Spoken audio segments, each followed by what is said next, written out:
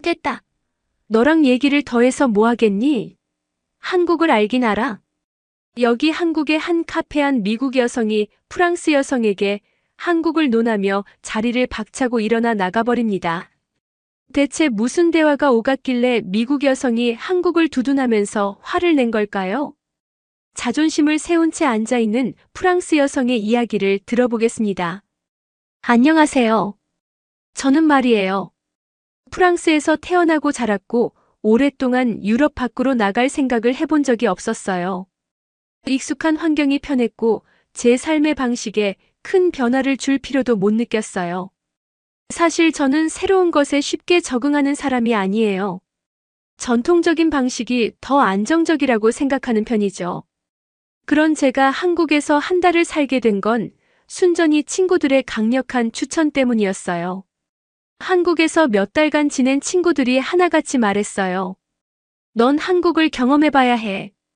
내가 생각하는 것보다 훨씬 다를 거야. 그때까지만 해도 저는 별로 관심이 없었어요.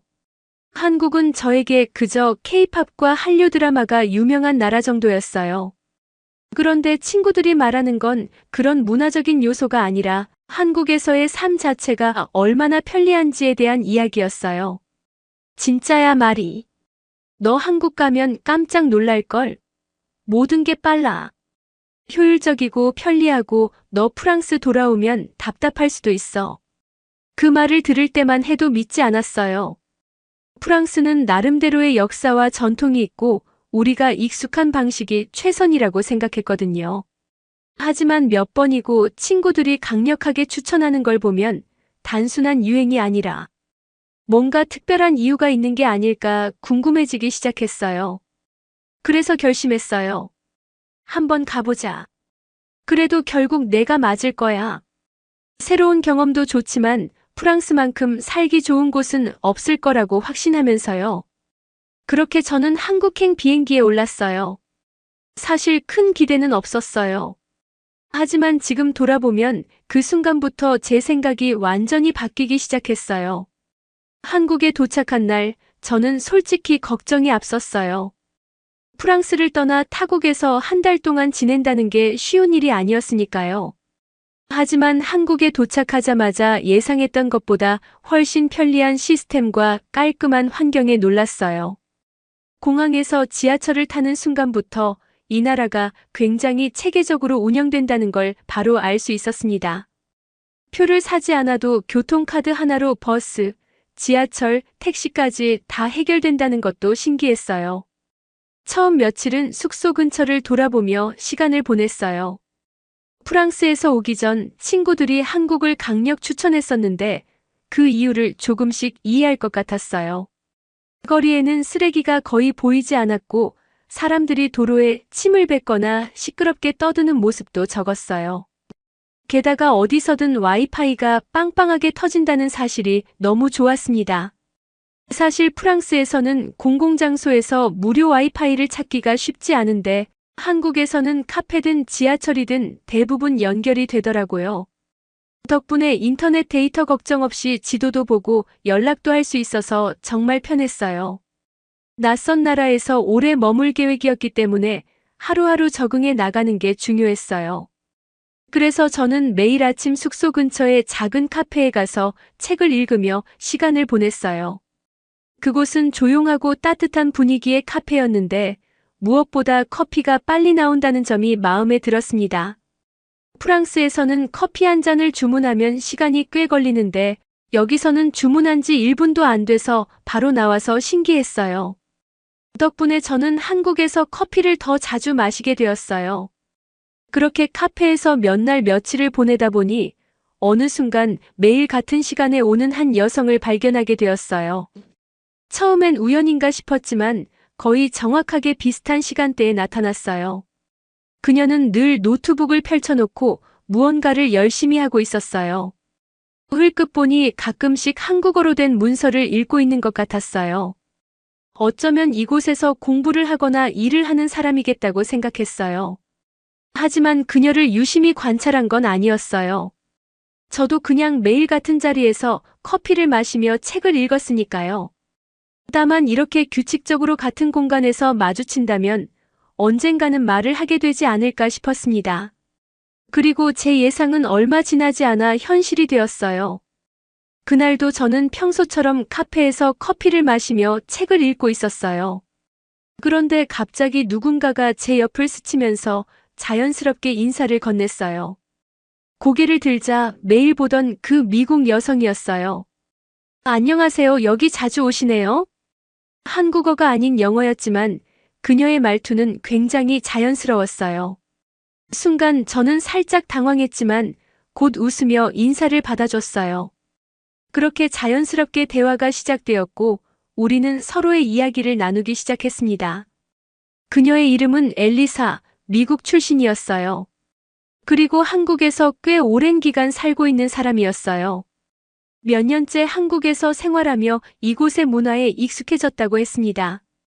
그녀는 마치 한국인처럼 능숙하게 커피를 주문했고 한국어로 바리스타와 간단한 대화를 나누는 모습도 인상적이었어요.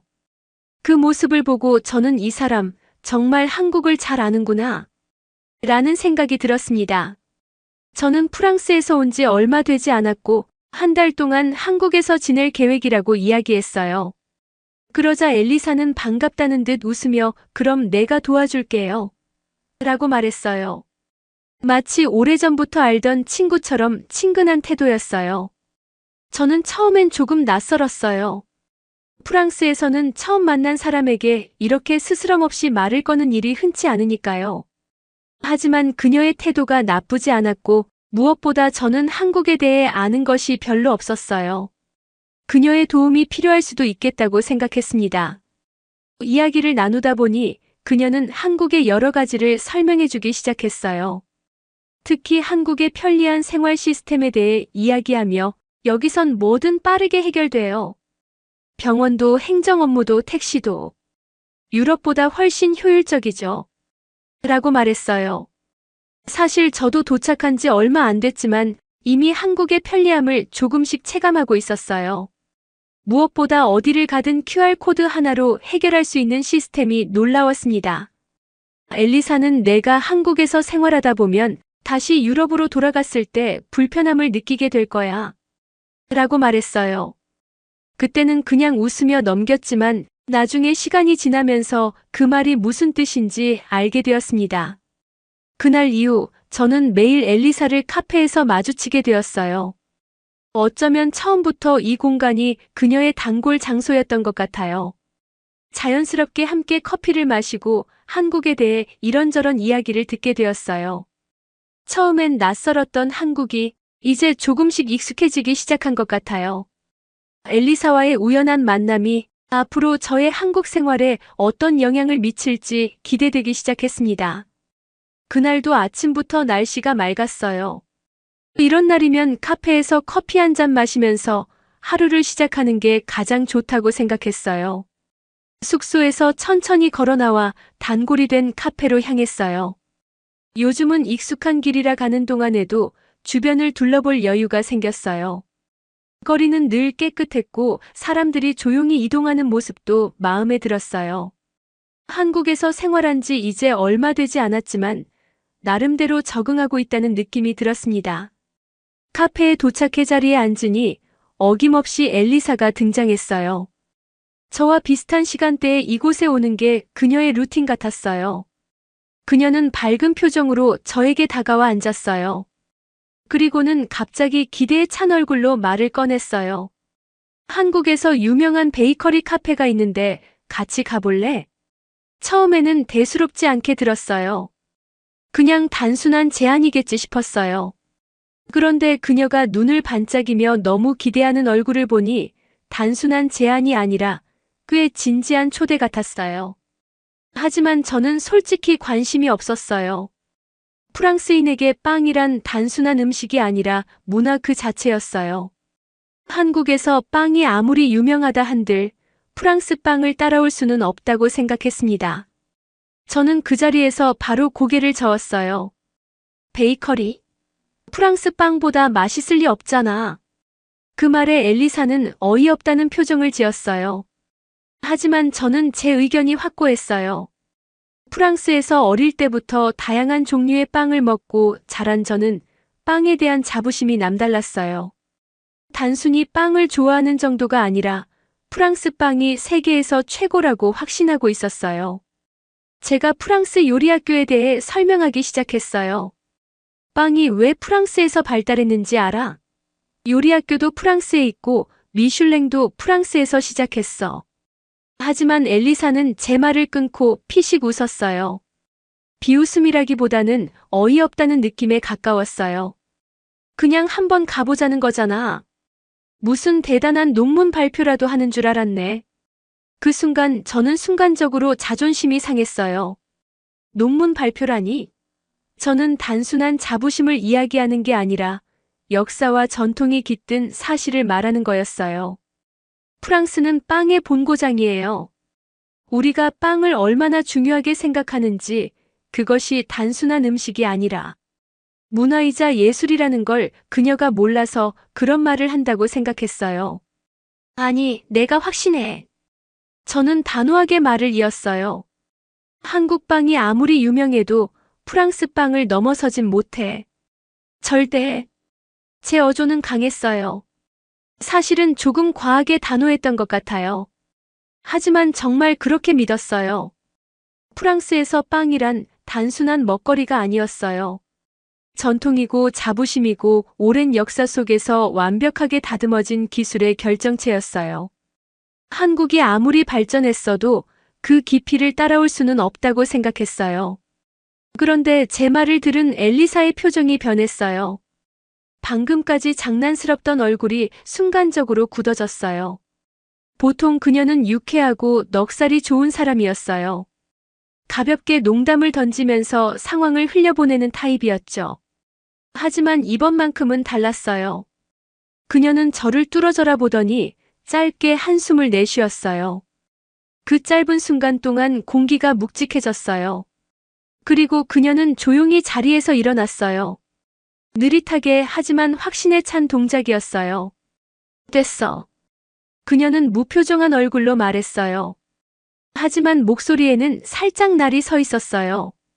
혼자 가서 먹을 테니까 나중에 후회하지 마. 그리고는 한치의 망설임도 없이 등을 돌려 카페를 나가버렸어요. 그녀가 떠난 자리에는 아직 따뜻한 커피 한 잔과 어색하게 남은 저만이 덩그러니 앉아 있었어요. 순간 가벼운 죄책감이 밀려왔어요. 하지만 저는 자존심이 강한 사람이었고 내 의견이 틀리지 않았다고 생각했어요. 한국 빵이 아무리 맛있다고 해도 프랑스 빵을 능가할 수 있을 리 없잖아요. 그렇게 생각하면서도 이상하게 마음 한쪽이 불편했어요. 정말 내가 틀린 걸까? 그녀가 떠나버린 자리에서 저는 커피를 마시며 의외로 씁쓸한 기분을 느꼈어요. 그날 하루는 이상하게 기분이 좋지 않았어요. 왠지 모르게 찜찜한 기분이 계속 들었어요. 저녁이 될 때까지도 그 감정이 사라지지 않았어요. 아무리 생각해도 단순한 빵 때문에 기분이 상할 일은 아니라고 생각했어요. 하지만 저도 모르게 자꾸만 그 장면이 떠올랐어요. 그러던 중 밤이 되자 엘리사에게서 메시지가 왔어요. 이거 먹고 나한테 미안해하지 마. 잠깐 나와. 그리고 몇 분 뒤 숙소 앞에서 그녀를 만났어요. 그녀는 작은 종이봉투를 건네주었어요. 안에는 한국에서 유명하다는 빵이 들어있었어요. 저는 그저 시큰둥한 표정을 지으며 고마워. 라고 했어요. 하지만 솔직히 속으로는 이미 미안한 감정이 조금씩 올라오고 있었어요. 엘리사는 저를 가만히 보더니 짧게 웃으며 말했어요. 볼 생각 있으면 연락해. 그 말을 남기고 그녀는 가버렸어요. 저는 종이봉투를 들고 방으로 돌아왔어요. 사실 한국빵이라는 이유만으로 그다지 기대되지 않았어요. 하지만 그래도 성의가 있으니 한 입 정도는 먹어볼 수 있겠다고 생각했어요. 그렇게 봉투를 열고 조심스럽게 빵을 한 입 베어 물었어요. 그리고 그 순간 정말 충격을 받았어요. 이게 한국에서 만든 빵이라고요? 믿기지가 않았어요. 단순히 맛있는 수준이 아니었어요. 식감, 풍미, 달콤함까지 모든 것이 완벽했어요. 프랑스에서도 이렇게 수준 높은 빵을 만나기는 쉽지 않을 거라고 생각했어요. 순간적으로 그동안 가지고 있던 확신이 흔들리는 기분이 들었어요. 저는 몇 초 동안 멍하니 있다가 곧바로 엘리사에게 전화를 걸었어요. 미안해. 그 말이 나오는데 어쩐지 기분이 이상했어요. 처음부터 그녀 말을 들었다면 좋았을 텐데. 엘리사는 웃으며 말했어요. 내일 만날래? 저는 짧게 대답했어요. 응. 그리고 전화를 끊었어요. 그날 밤 저는 한국에 대한 새로운 호기심이 생겼어요. 한국이 만든 빵이 이렇게 맛있다면 혹시 다른 것들도 내가 모르는 무언가가 있을까? 그런 생각이 들었어요. 그리고 내일은 엘리사와 함께 한국에 대해 더 많은 걸 알아보고 싶다고 생각했습니다. 아침이 밝았어요. 전날 밤에 엘리사에게 사과하고 나서도 한국빵의 충격에서 쉽게 벗어나지 못했어요. 제가 너무 자만했던 걸까요? 프랑스 빵만이 최고라고 확신했는데 한국에서 만든 빵 하나가 그 생각을 흔들어 놨어요. 하지만 그보다 더 신경 쓰였던 건 내가 한국에 대해 너무 모른다는 사실이었어요. 한국에서 한 달 동안 지낼 계획이었지만 사실 지금까지는 그저 카페에서 시간을 보내고 주변을 걸어 다니는 정도였어요. 엘리사가 한국에서 오래 생활한 만큼 이 나라에 대해 저보다 훨씬 잘 알고 있었어요. 한국에 대한 편견을 깨기 위해서라도 엘리사에게 배우는 게 필요하다고 생각했어요. 그래서 아침부터 그녀에게 전화를 걸었어요. 어제는 정말 미안했어. 솔직히 사과하고 싶었어요. 어제의 제 태도는 분명 잘못됐어요. 엘리사는 크게 신경 쓰지 않는다는 듯 밝게 웃었어요. 그거 하나로 놀랐으면 앞으로 더 충격받을걸. 그녀의 말이 신경 쓰였어요. 한국에 대해 아직 모르는 게 그렇게 많다는 뜻이겠죠. 그렇게 우리는 다시 만나기로 했어요. 우리는 강남의 한 카페에서 다시 만났어요. 분위기가 꽤 세련됐고 내부가 조용해서 이야기를 나누기 좋았어요.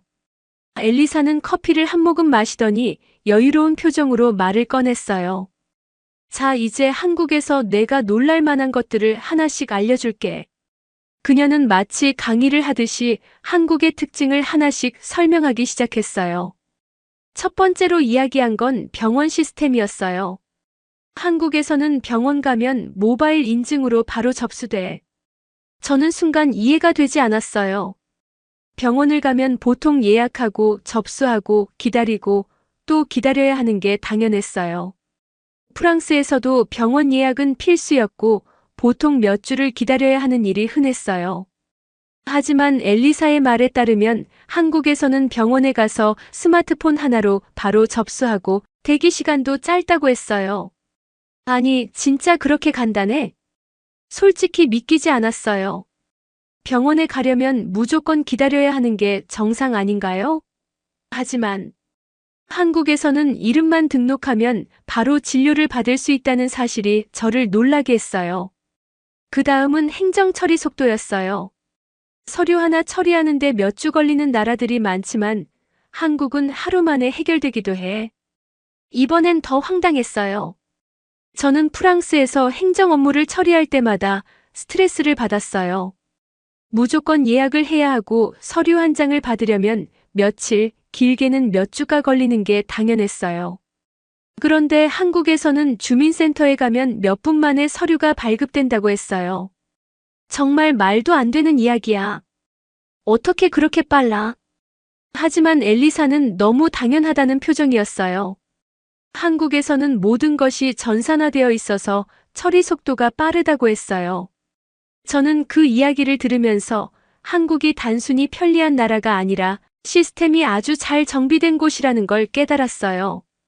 다음으로 엘리사가 언급한 건 무인 시스템이었어요. 편의점, 카페, 심지어 빵집도 무인 매장이야. 사람 없이도 운영이 된다고. 저는 순간 이해가 되지 않았어요. 사람이 없는 가게라니? 그럼 계산은 어떻게 하고 물건은 어떻게 사죠?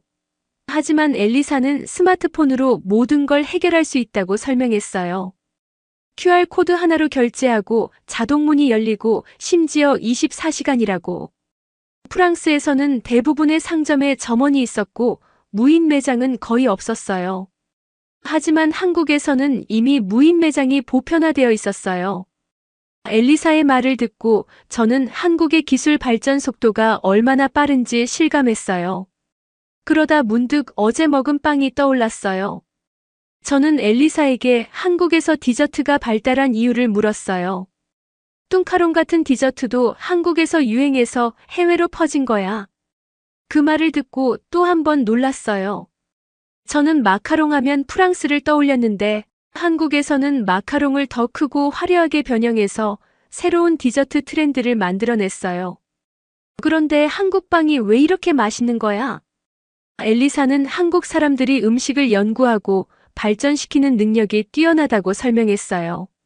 원래는 외국에서 들어온 음식이라도 한국식으로 바꿔 더 맛있게 만들고 트렌드를 주도하는 게 특징이라고 했어요. 그래서 사람들이 한국에서 새로운 음식을 먼저 경험하고 그게 해외로 퍼지는 거야. 저는 한국이 단순히 음식 문화가 발달한 나라가 아니라 새로운 트렌드를 만드는 나라라는 걸 알게 되었어요. 그리고 마지막으로 엘리사가 이야기한 건 택시 호출 시스템이었어요. 미국은 아직도 전화로 택시 불러야 할 때가 많은데 한국은 앱으로 바로 부르면 돼. 솔직히 이건 대단한 차이라고 생각했어요. 프랑스에서도 택시를 부를 때 시간이 오래 걸렸어요. 하지만 한국에서는 앱 하나로 택시를 부르고 기사님 위치까지 바로 확인할 수 있다고 했어요. 정말 말도 안 돼. 한국이 이렇게 발전한 나라였어? 솔직히 저는 한국을 방문하기 전까지 이 나라가 이렇게 효율적인 시스템을 갖춘 곳인지 전혀 몰랐어요. 그동안 한국에 대해 가지고 있던 이미지가 너무 단순했어요. 하지만 엘리사와 이야기를 나누면서 제가 얼마나 무지했는지를 깨달았어요. 한국은 단순한 관광지가 아니라 삶을 편리하게 만드는 기술과 시스템을 가진 나라였어요. 그렇게 저는 한국에 대한 새로운 시각을 가지게 되었어요. 앞으로 더 많은 걸 경험해 봐야겠어. 저는 이제 한국을 조금 더 알아보고 싶어졌어요. 한국에서의 마지막 주가 다가오고 있었어요. 시간이 이렇게 빨리 지나갈 줄 몰랐어요. 처음 한국에 왔을 때만 해도 단순한 여행 정도로 생각했는데 이제는 완전히 다른 시각을 가지게 되었어요. 한국이 이렇게 편리한 나라라는 걸 왜 미리 몰랐을까 싶었어요. 엘리사와 저는 거의 매일 한국의 다양한 곳을 다니며 새로운 경험을 했어요. 이제는 카페에서 만나 커피를 마시는 것이 아니라 한국의 시스템과 문화를 직접 체험하는 게 우리의 일상이 되었어요. 어디를 가도 신기한 것들이 너무 많았고 그때마다 엘리사가 먼저 웃으며 이제 익숙해졌지? 라고 묻곤 했어요. 한국에서 살면서 가장 놀라운 것 중 하나는 대중교통이었어요. 처음에는 교통카드를 사용한다는 것 자체가 신기했어요. 한국에서는 버스, 지하철, 택시까지 하나의 카드로 이용할 수 있다는 사실이 충격이었어요. 프랑스에서는 버스를 탈 때마다 티켓을 끊어야 했고 지하철과 택시는 따로 결제해야 했어요. 하지만 한국에서는 한 장의 카드만 있으면 모든 교통수단을 이용할 수 있다는 점이 너무 편리했어요. 또한 정확한 시간에 도착하는 대중교통도 인상적이었어요. 프랑스에서는 버스나 지하철이 늦는 경우가 많았는데 한국에서는 정해진 시간에 맞춰서 움직였어요. 특히 버스 정류장에서 실시간 도착 정보를 확인할 수 있다는 점이 놀라웠어요. 그뿐만 아니라 한국의 길거리에서 길을 잃어도 쉽게 해결할 수 있었어요. 지하철이나 버스 정류장마다 영어 안내판이 잘 정리되어 있었고 스마트폰 하나로 모든 정보를 검색할 수 있었어요. 프랑스에서는 길을 잃으면 정말 고생해야 했지만 한국에서는 그런 걱정이 필요 없었어요. 한국에서 생활하면서 화장품에 대한 생각도 많이 바뀌었어요. 원래 프랑스 화장품이 세계 최고라고 생각했어요. 하지만 한국 화장품을 사용해 보면서 그 생각이 조금씩 바뀌었어요. 특히 쿠션 파운데이션을 처음 사용했을 때가 가장 큰 충격이었어요. 이 제품이 한국에서 처음 개발된 거라고 들었어요. 기존의 파운데이션처럼 브러쉬나 손으로 바를 필요 없이 쿠션 하나로 간편하게 피부 표현을 완성할 수 있다는 점이 너무 편리했어요. 게다가 한국 화장품은 색조가 자연스럽고 피부에 맞춘 다양한 제품들이 많다는 점이 좋았어요. 프랑스에서는 화장품이 강한 색조나 무거운 텍스처가 많았지만 한국에서는 자연스럽게 피부를 표현하는 제품이 많았어요. 한국에서는 어디를 가든 로드숍 화장품 가게가 많았고 다양한 브랜드가 저렴한 가격으로 제품을 제공한다는 점도 신기했어요. 엘리사가 한국에서는 화장품을 사러 백화점까지 갈 필요가 없어 라고 했을 때는 이해하지 못했지만 직접 돌아다녀 보니 그 말이 맞았어요. 처음에는 한국 음식을 다소 낯설게 느꼈어요. 특히 김이라는 재료가 익숙하지 않았어요. 처음에는 그 맛이 생소했는데 한국에서 생활하면서 점점 익숙해졌어요. 어느 날 엘리사가 김을 추천해줬어요. 솔직히 처음에는 그냥 얇은 해초 조각 같았어요. 하지만 따뜻한 밥과 함께 먹어보니 고소하면서도 짭짤한 맛이 너무 잘 어울렸어요. 김이 단순한 음식이 아니라는 것도 알게 되었어요. 엘리사는 김이 해외에서도 인기가 많고 심지어 한국에서 김을 대량 수출한다고 알려줬어요. 저는 이게 그렇게 인기 있는 음식이야? 라고 의아했지만 먹다 보니 저도 모르게 계속 찾게 되었어요. 프랑스에서는 김을 일상적으로 먹지 않지만 한국에서는 김을 간식처럼 즐길 수도 있고 밥 반찬으로도 먹을 수 있다는 점이 흥미로웠어요. 그뿐만 아니라 한국 음식의 다양성도 신기했어요. 저녁마다 새로운 음식을 먹어보려고 했는데 매번 새로운 메뉴가 있다는 점이 인상적이었어요. 한국에서 생활하면서 무인 가게도 자주 이용했어요. 프랑스에서는 대부분의 가게가 사람이 운영하는 곳이었어요. 하지만 한국에서는 편의점뿐만 아니라 무인 카페, 무인 아이스크림 가게, 심지어 무인 빵집까지 있었어요. 그냥 QR코드 하나만 찍으면 결제가 끝나고 사람이 없어도 운영된다는 점이 신기했어요. 특히 야간에도 24시간 운영되는 가게들이 많아서 언제든지 필요한 물건을 살 수 있다는 점이 편리했어요. 프랑스에서는 밤이 되면 대부분의 가게가 문을 닫아요. 하지만 한국에서는 밤늦게까지도 가게들이 운영되었고 사람들도 늦은 시간까지 활동하는 경우가 많았어요. 특히 편의점이 모든 곳에 있다는 점이 놀라웠어요. 편의점에서 밥, 라면, 과자, 화장품, 생활용품까지 거의 모든 걸 구매할 수 있다는 점이 인상적이었어요. 한 달이 지나가면서 저는 완전히 새로운 경험을 하게 되었어요. 한국이 단순한 여행지가 아니라 살기에 너무 편리한 나라라는 걸 깨달았어요. 한국에서의 마지막 날, 저는 엘리사와 함께 저녁을 먹으며 이야기를 나눴어요. 이제 내 친구들에게 한국에 대해 제대로 알려줘야겠어. 저는 프랑스에 있는 친구들에게 한국에 대한 이야기를 많이 해줄 생각이에요. 특히 편리한 교통, 무인 시스템, K-뷰티, 그리고 한국 음식에 대한 이야기를 전해주고 싶었어요. 제가 한국에 오기 전에는 몰랐던 사실들이 너무 많았어요. 하지만 직접 경험해보니 한국이 단순한 관광지가 아니라 살기 좋은 나라라는 걸 알게 되었어요. 이제 프랑스로 돌아가면 저는 한국을 떠올릴 때마다 이곳에서의 경험을 잊지 못할 것 같아요. 한국은 단순한 여행지가 아니라 새로운 삶을 경험하게 해준 곳이었어요. 이제 저는 이곳에서 배운 것들을 친구들에게 전할 준비가 되었습니다.